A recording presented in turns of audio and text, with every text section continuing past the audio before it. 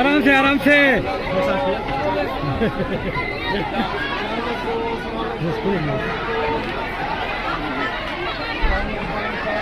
आराम से आराम से आराम से आराम से प्यार से प्यार से।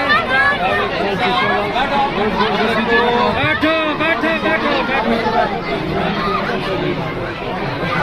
एक छोटा सा पैगाम मैं आपको जरूर इस मौके पर दूंगा, क्योंकि मेरे प्रिंसिपल सेक्रेटरी का आदेश था पिछले दिनों। इस वक्त की जरूरत है कि पेरेंट्स को आगाह किया जाए। बिलखसूस कश्मीर में पेरेंट्स की एक दौड़ लगी रहती है कि मेरा बच्चा सिर्फ डॉक्टर या इंजीनियर बने। तो इससे मतलब मैं पेरेंट्स यहाँ बैठे हैं, मौका पाके आपको ये बताऊंगा कि आप इस दौड़ में सारे नहीं लगे। आपको पता है कि समाज में बहुत सारे पहलू हैं जिनकी तरफ देखने की जरूरत है। इसमें शक नहीं, मैं इसके खिलाफ नहीं हूं कि आपके बच्चे डॉक्टर नहीं बने, इंजीनियर नहीं बने, बल्कि समाज में बहुत सारे और डिपार्टमेंट तबका जात है जिनमें सर्विसेज की जरूरत है। आपके कश्मीर में अच्छे जजेस की जरूरत है, अच्छे वकीला की जरूरत है, अच्छे एडमिनिस्ट्रेटर्स की जरूरत है, अच्छे प्लेयर्स की जरूरत है, अच्छे किसान की जरूरत है, अच्छे हार्टिकल्चरिस्ट की जरूरत है। एक खूबसूरत इंसान समाज के जो उनकी जरूरत है, अच्छे लीडर्स की जरूरत है, अच्छे प्रोफेसर्स की जरूरत है, अच्छे टीचर्स की समाज को जरूरत है। बेशुमार पेशे हैं जिनमें आप अपने बच्चों को भेज सकते हैं। आपको पता है हर एक बच्चा डॉक्टर और इंजीनियर नहीं बन सकता। बच्चों की पोटेंशियल, बच्चों की कैपेबिलिटीज को देखा करें, बच्चों के टेस्ट भी देखा करें। जिसमें बच्चे जिस पेशा में वो खुशी खुशी जाना चाहते हैं उसकी तरफ उसे रागब करें, उसकी सपोर्ट करिए। उसको अगर कोई गेम्स में ही जाना चाहता है उसमें फुल सपोर्ट करिए। पहले परख लीजिए उसमें गेम का पोटेंशियल है, उसके उस्ताद को मिलिए, खुद देखिए, कुछ स्पोर्ट्समैन से उसे मिलाइए। अगर आपको लगता है कि इसमें स्पोर्ट्स की कैपेबिलिटीज हैं, इसमें वैसी पोटेंशियल है, तो उसको उधर ट्रेन करें। एक्सेल कहीं भी कोई करे। आप देखते हो प्लेयर्स हमारे, तेंदुलकर ले लीजिए, इंडिया का एक प्लेयर है, उसने अपना क्रिकेट में सिक्का जमाया। वक्त के साथ शायद उसके पेरेंट्स भी उसे थप्पड़ मारते होंगे, तो हर वक्त खेलता ही रहता है। बच्चे को कभी किसी चीज में जिसमें उसका इंटरेस्ट हो उसे ना नहीं करना चाहिए, बल्कि उसे एक्सप्लोर करना चाहिए, उसे देखना चाहिए इसमें क्यों इसका इंटरेस्ट है। तेंदुलकर को हमने सरकार ने राज्यसभा का मेंबर बनाया, एमपी बना के भेजा। वो 5 साल गया ही नहीं, उसकी शॉर्टेज निकली पार्लियामेंट में। तो जब पूछा गया कहा मेरा इंटरेस्ट ही नहीं इसमें, मुझे क्यों जाना है यहाँ। आपने बनाया वो अलग बात है, बट मैं नहीं जाऊंगा, मेरा इंटरेस्ट ही नहीं, मुझे खेलने में इंटरेस्ट। अब देखिए वो आदमी जिसको प्रेसिडेंट ऑफ इंडिया भी सल्यूट करता है, उसको अपने प्रोफेशन में ही इंटरेस्ट है। इसलिए बच्चों में भी देखा करो, बच्चे कोई किताबत अच्छी करता है, कोई कर्सिव राइटिंग अच्छी करता है, कोई पेंटिंग अच्छी करता है, कोई ड्राइंग अच्छी करता है, कोई इंजीनियर बनना चाहता है, कोई गायक अच्छा है, सुंदर गाता है, कोई म्यूजिशियन अच्छा है, बजाता अच्छा है। आप उसी में उसका फ्यूचर पे आप तलाश करने की कोशिश करें। एक जो दौड़ लग गई है समाज की, मेरा बच्चा सिर्फ डॉक्टर बने, जब वो नहीं बन पाता तो आप उस पर प्रेशर लाते हो, आपके मार्क्स कम आए, आपने परसेंटेज कम लाई, फलां का बच्चा बन गया है, आप नहीं बन पाए, आप खेलते रहते थे, आप पढ़ते नहीं थे, आप मोबाइल पर थे, आप ये करते थे, तो बच्चे को टॉर्चर होता है, वो एंजाइटी में चला जाता है, और आस्ता आस्ता करते करते वो डिप्रेशन में चला जाता है। और डिप्रेशन से निकलने के लिए वो तरह तरह के तरीके इस्तेमाल करता है, वो ड्रग्स लेना शुरू करता है, वो गंदे साथ में चला जाता है, गंदी कंपनी में चला जाता है, और पूरा ट्रैक से उतर जाता है। उसको उस वक्त सपोर्ट की जरूरत होती है। अगर बाई चांस कोई बच्चा फेल भी हो सकता है, हो सकता है टाइम के साथ उसने क्लासेस नहीं ठीक अटेंड करे।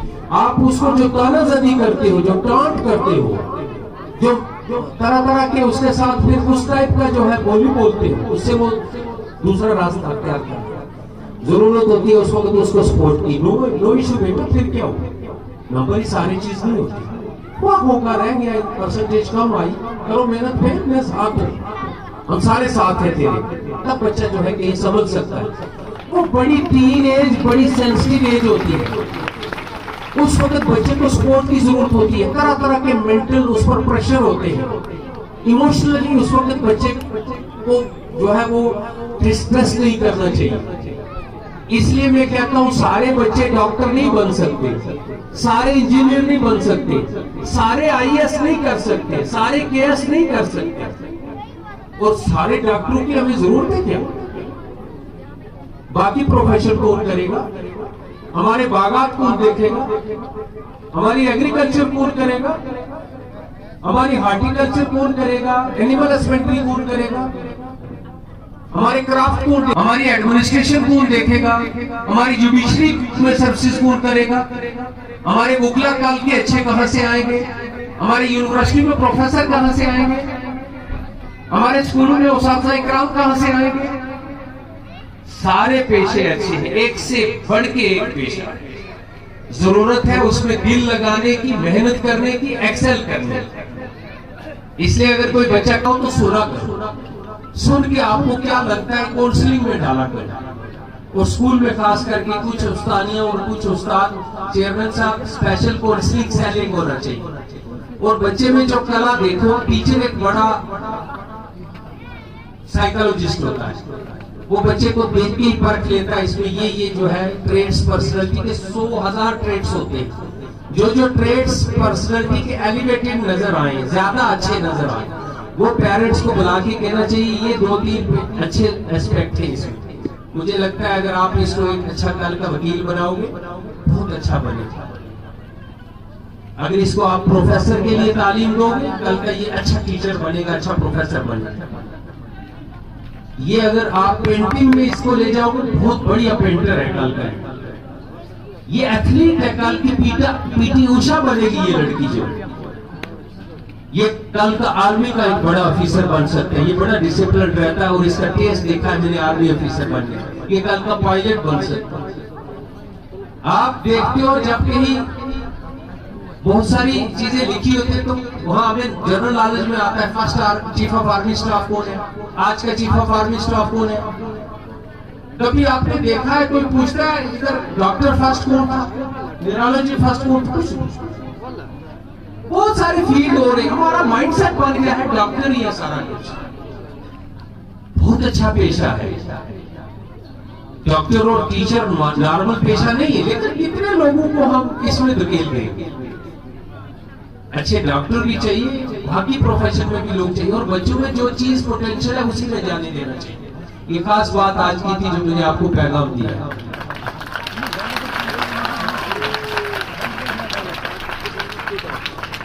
बच्चे को प्रेशर करके सब्जेक्ट नहीं, अगर वो आर्ट्स रखता है तो इट्स गुड। हो सकता है पॉलिटिकल साइंस लेके कल वो दिल्ली की यूनिवर्सिटी के किसी अच्छे कॉलेज में 5 ईयर पीजी करे पोल साइंस में, उसके बाद आपको आईएएस करके आए हुए हैं।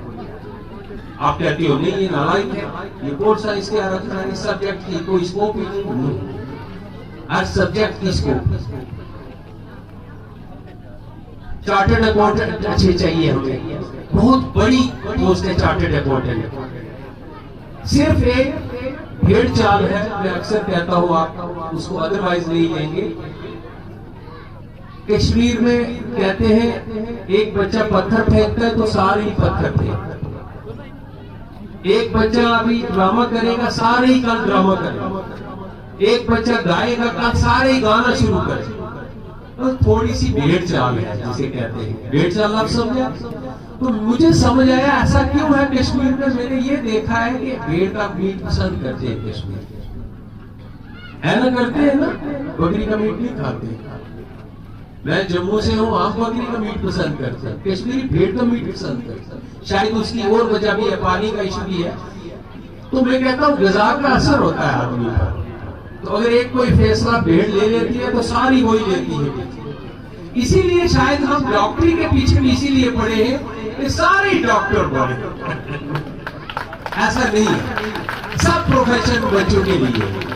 मुझे उम्मीद है बच्चा अपने अपने जो टेस्ट है उसके मुताबिक अपना फ्यूचर चुनेंगे और अपने पेरेंट्स को कहेंगे मुझे ये बनना, मुझे कल की लता बनना। कोई लता का जगह ले सका है? कोई रफी की जगह ले सका है गाने में? नहीं ले सका। एक्सेल आप कहीं भी करें कमाल हो सकता है। तो ये इत्फाकन एक बात थी, बड़ा पैमाना था, इसलिए मैंने टीचरों को कहा है कि एटलीस्ट बच्चों को उस प्रोफेशन में ट्रेन किया करें जिसमें उसका इंटरेस्ट हो। मैं बच्चों की कला देखकर बहुत मुतासिर हुआ, बड़ी पोटेंशियल है। मैं अली मोहम्मद साहब को कह रहा था बच्चों में बहुत पोटेंशियल है और कितनी कला है। जो बच्चों ने 3-4 स्किट पेश किए, एक से एक बढ़ के था, चाहे वो ड्रग पे हो, चाहे वो हबा खातून का स्किट जो पेश किया, चाहे कवाली 2 पेश की, चाहे कश्मीरी रॉक जो है पेश किया। जितने भी कल्चर आइटम मैंने देखी एक से एक बढ़ के थी। मैं बच्चों को मुबारक पेश करता हूँ और उनके उस्ताद इकराम को सलाम पेश करता हूँ जो इसके डायरेक्टर्स हैं जिन्होंने ये आइटम्स तैयार करवाई।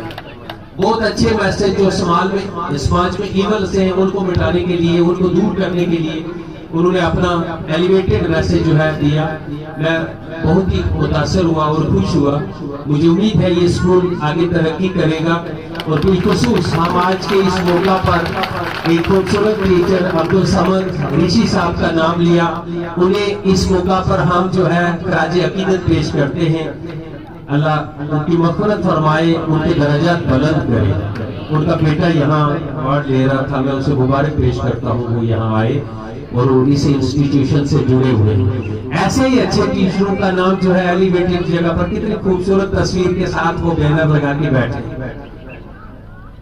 एक उस्ताद का कोई मुकाबला नहीं, एक उस्ताद की जगह कोई नहीं ले सकता। ना डॉक्टर ले सकता है, ना इंजीनियर ले सकता है, ना कोई जज ले सकता है, ना कोई IAS ऑफिसर ले सकता है, ना कोई पुलिस का बड़ा ऑफिसर ले सकता है, ना कोई लीडर ले सकता है। उस्ताद का मकाम, मुअल्लिम का मकाम, ये प्रॉफिट का पेशा है। हुजूर सल्लल्लाहु अलैहि वसल्लम एक मुअल्लिम के तौर पर इस दुनिया में आए। हम उनकी लेगेसी को लेके आगे चल रहे हैं, उस प्रोफेशन को आगे लेके चल रहे हैं। लिहाजा जो टीचर यहाँ काम कर रहे हैं दे शुड फील प्राउड कि मैं एक उस्ताद हूँ, एक उस्तानी हूँ। ये जितना भी बाग कल आप लगा रहे हो एक एक आपको सलाम करे। यहाँ तक कि कब्र तक जाते हैं फूल लेकर अपने उस्ताद की कब्र पर गिराने के लिए, मेरे उस्ताद की कब्र। लिहाजा आपको पहले सेटिस्फाई होना है, चाहे चंद हलाल के सिक्के हैं आपके हाथ में, उसी पर सेटिस्फाई होना। मैंने देखा है मोस्टली टीचर्स के बच्चे ही आगे बढ़ते हैं, इसलिए कि उनकी हलाल की गवाही होती है। उस पर आपको इत्मीनान रखना है और मेहनत करनी है। आपके हाथों में ये कच्ची मिट्टी है, ये गूंदा हुआ कच्चा आटा है, उस किस्म का नान बनाए या इस किस्म की नान बनाए, इस किस्म की देगची बनाए या उस किस्म की ढोलकी बनाए। ये जो कच्चा आटा है पेरेंट्स ने आपके हाथ में दिया हुआ है, ये बहुत बड़ी जिम्मेदारी है। आपको पता है एक पेरेंट्स को बच्चे से ज्यादा प्यारा कुछ नहीं होता। मेरे से इत्तेफाक रखते हो सारे लोग? बच्चे से प्यारा किसी आदमी को कुछ है? अपनी औलाद से प्यारा कुछ नहीं होता इस दुनिया में। ना माँ है ना बाप है। हालांकि माँ का रिश्ता ऐसा है, वो दुनिया में सबसे खूबसूरत और सबसे हमदर्द रिश्ता है। बेटी का रिश्ता उसके बाद दूसरे नंबर का हमदर्द रिश्ता है। बहन का रिश्ता उसके बाद तीसरे नंबर का हमदर्द रिश्ता है। ये 3 रिश्ते बिल्कुल मुखलस रिश्ते, इनमें कोई लालच नहीं दुनिया में। लेकिन इन सब रिश्तों को छोड़ के एक आदमी को अपनी औलाद प्यारी होती है बस। तो आप देखें कि सबसे प्यारी चीज आपके हवाले की हुई है उस्ताद इकराम की। अगर उनको अपना जिस्म के कपड़े भी बेचने हो तो बेच देते अपने बच्चों के लिए, उसकी वर्दी के लिए, उसके खाने के लिए, उसके किताबों के लिए, उसके बैग के लिए। आपको यहाँ से अंदाजा हो जाना चाहिए कितना कीमती असासा हमारे हवाले किया हुआ है पेरेंट्स। और वो इसलिए कि वो मजबूर है, वो ये नहीं कर सकते, वरना वो सारा जो कुछ करते हैं ये भी करें। टीचिंग वो नहीं कर सकते, ये टीचर का काम है टीचिंग करना, इसलिए आपके पास भेजे। बहुत हाई एक्सपेक्टेशन है पेरेंट्स की आपसे, इसलिए कोशिश करें उनकी उम्मीदों के मुताबिक उतरे। अपने सारे एफर्ट्स करते कि उनकी उम्मीदें जो है, उनके ख्वाब जो है उनमें रंग आए। थोड़ा सा मसरूफ है, बीच में से महफिल छोड़ना खिलाफ वर्जी है महफिल की, लेकिन मजबूरी है, एक काम की खातिर हमें निकलना होगा। मैं यहाँ की मैनेजमेंट का मशकूर हूँ जिन्होंने हमें मौका दिया इस महफिल में आने का, और पेरेंट्स का बड़ी खूबसूरती से सुबह से पेशेंस से बैठे हैं। इससे भी आपको अंदाजा हो जाना चाहिए कि पेरेंट्स बच्चों के लिए कितना संजीदा है, वरना आज स्कूल कोई बैठता है, थोड़ी देर नहीं बैठ पाता। ये उनका सारा खजाना है, ये उनका सारा एसेट है जिसके लिए वो बैठे। इसलिए मुझे उम्मीद है चेयरमैन साहब निहायत ही संजीदा हैं और उनकी टीम भी और टीचर भी वैसे ही संजीदा होंगे। इसी मिशन को, एजुकेशन एक मिशन है, ये पैसे दे के हासिल करने वाली चीज नहीं है, ना इसकी कोई कीमत है। जिस उस्ताद ने मुझे यहाँ खड़ा किया उसको मैं क्या दे सकता हूँ? सिक्कों में कुछ नहीं चुकाया जा सकता। सारी जायदाद दे दूं उसको जिसने मुझे इस मंच पर खड़ा किया, नहीं कर सकता। जिसने मुझे जुबान बख्शी है, मैं जो 4-4 घंटे बराबर स्पीच कर सकता हूँ, ये उस उस्ताद की देन है जिसने पहली दफा मुझे एक थोड़े से ऊंचे मंच पर खड़ा किया। मुझे आज भी वो अपना प्राइमरी स्कूल याद आता है, प्राइमरी स्कूल डराना। मेरे मोहतरम बड़े भाई अली मोहम्मद साहब मेरी तहसील में गए हैं, मेरे घर में गए हैं, आज से 20 साल पहले, शायद काफी पहले। बहुत दूर दराज बॉर्डर के एक गांव में मैं रहता हूँ, एक तहसील में। उस गांव में मेरे उस्ताद ने कहा कि जुम्मे को छुट्टी हो जाती है, आप डे होता है। तो मैंने कहा क्यों? कहा नमाज पढ़ने जाते। तो मैंने कहा हम क्या करेंगे? बोला आप कुछ कल्चर प्रोग्राम करोगे। मैंने कहा क्या, कैसे? मैं थर्ड या फोर्थ में पढ़ता। उन्होंने कहा आप स्पीच करोगे यहाँ। मुझे नहीं याद एग्जैक्ट क्या बताया, माँ बाप के कुछ हकूक बताए या कुछ ऐसा स्कूल के या कुछ ऐसे कुछ मुझे एक टॉपिक दिया, याद नहीं आ रहा है उस पर। और ये जैसे शतीरी कहते हैं हम, जो बीम डालते थे पहले मकान पर, उस पर खड़ा किया। वो थी, वो हाइट थी, तो मुझे लगा कि इसका मतलब मैं कोई स्पेशल आदमी हूँ, मुझे हाइट पर खड़ा किया। तो मुझे शौक पैदा हुई, कुछ कहा मैंने, तकरीर छोटी मोटी करी। उसके बाद में बाकी तकरीर से हटा ही नहीं। उस्ताद कहाँ ट्रेन कर सकता है देख के? उसने कहा आप ही तकरीर करोगे। तो कोई नहीं आया आगे, मैं करूंगा। बोला कुछ आज मुझे कोई 4 घंटे किसी टॉपिक पर बोलने के लिए कहे तो मैं बराबर बोलता रहता। ये है उस्ताद का कमाल। तो इसलिए आप इसको प्रोफेशन नहीं समझे, ये मिशन है। ये प्रॉफिट का लेगेसी लेके चल रहे हैं। उनके बाद ये इल्म सीखने और सिखाने का तरीका उस्ताद आगे लेके चल रहे हैं। अगर आप थोड़ी सी मेहनत कर दो अपने प्रोफेशन में, तो जन्नत में जाने का रास्ता बड़ी नेशनल हाईवे होगी, 4 वे आपके। लेकिन अगर थोड़ी सी गफलत हुई तो दूसरा रास्ता भी मुझे लगता है करीब होगा जहन्नम में जाने का। मुझे उम्मीद है जो उस्ताद इकराम है वो मिशन के साथ एक मिशनरी ज़ील लेके बच्चों को पढ़ाएंगे और इस स्कूल के बच्चे आगे बढ़ेंगे। और ये जो आपके ख्वाब हैं ये इसमें पल रहे, इसकी यारी इतने वो मैं जब पहुंचा हूं तो सलाम करने के लिए 200 जमा हो गया इकट्ठे सारे। कितनी शौक थी उनको, वो बड़े लोग बनना, उनको लगता कोई खास आदमी आया है। तो मैं ज्यादा टाइम नहीं लूंगा, आपको अभी आगे भी प्रोग्राम चलाना है। फिर से यहाँ की मैनेजमेंट का, चेयरमैन साहब का शुक्रिया अदा करता हूँ। अली मोहम्मद साहब की सेहत ठीक नहीं, मेरा नाम सुन के वो यहाँ पहुंचे जब मैंने जिक्र किया, उनका भी शुक्रिया अदा करता हूँ। और वो अली मोहम्मद साहब मेरे लेक्चरर जिन्होंने बहुत असरार किया पिछले 3-4 दिनों से यहाँ आने का, मैं आपका सबका शुक्रिया अदा करता हूँ। उम्मीद रखता हूँ आप हमें दुआओं में शामिल रखेंगे और हमारी दुआएं भी आपके साथ शामिल रहेंगी। अस्सलाम वालेकुम।